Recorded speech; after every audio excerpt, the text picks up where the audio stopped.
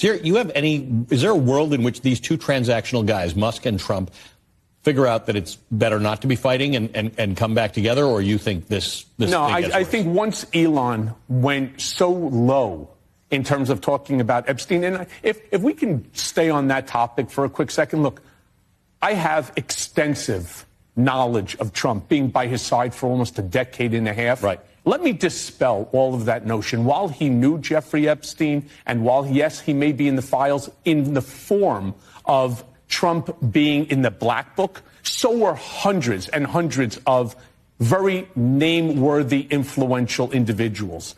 I have zero knowledge of any relationship between Trump and Jeffrey Epstein, and I would have seen it over the course of literally, because your prosecution was all about how much you knew, and your testimony to Congress was all about how much you knew. And I'm telling you, it's nonsense. It's to the best of my knowledge and everything that I know, it's not true. In fact, there was one case that came up. It was a Jane Doe versus Donald Trump that brought this topic into question.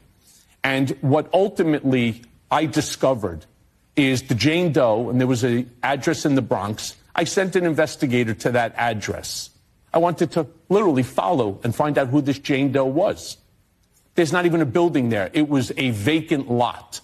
And so I reached out to the lawyers. That was the first and only case that I had any knowledge of all of these allegations. So that doesn't mean that the big, beautiful bill, which I call the big, beautiful disaster, is not legitimate and it's not going to affect Americans. Doesn't mean that the other issues, that policy issues that